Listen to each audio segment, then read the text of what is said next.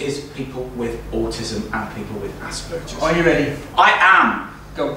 Peter Falk had a glass eye. When he came to join the Navy, the doctor asked him to take an eye test. He said, I'm sorry, I'm not able to read that eye chart, my eye is glass. The doctor replied, just do the best you can. That is what we expect from people with autism and Asperger's. They are brilliant poets. This is Wendy Lawson. She's a brilliantly gifted poet, explaining about how it is, what it is like to have autism or Asperger's. Brilliant piece of insightful, that switch just doesn't click. That idea of thinking what it is. That, what do we see there?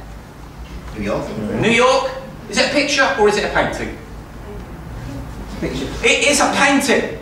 It's a painting. A young man by the name of Stephen Wiltshire who's able to look at a cityscape, memorise it.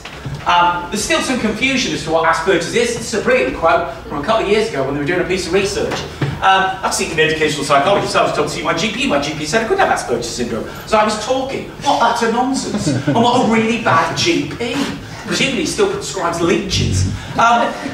What do people go through when they do have autism, Asperger's? This idea of how difficult it is to stick to the rules that we impose in our society. So bizarre, so strange. And also how anxious people are. Contradictions within society, very difficult for them to believe.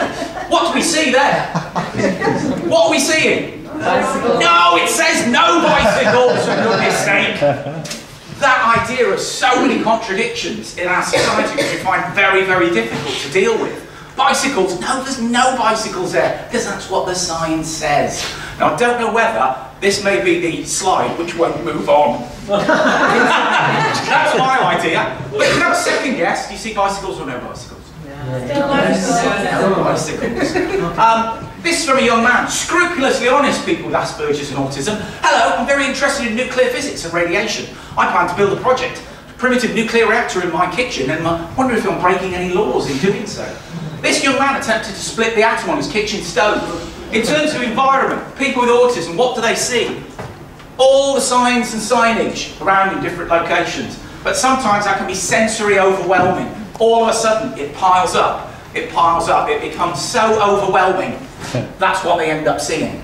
Sensory processing of an environment. But let's not forget that this client group are incredibly gifted and incredibly talented as well. There's loads of untapped potential out there. Ideally, I would like to see people have their art on display so we can appreciate for what they are and not necessarily imposing our things like body language, which is very, very difficult for people with the condition sometimes to process.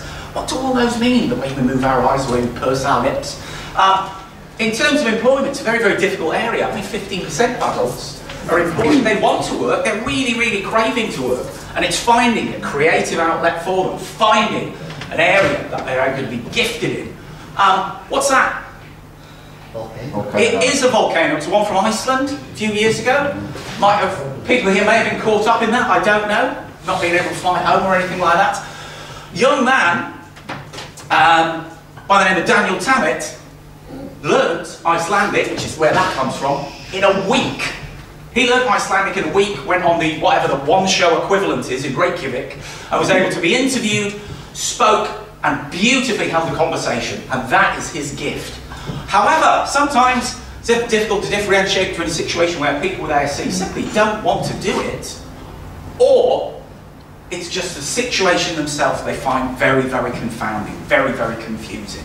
But again, back to the creative pieces. This is a beautiful piece of artwork some of our members did.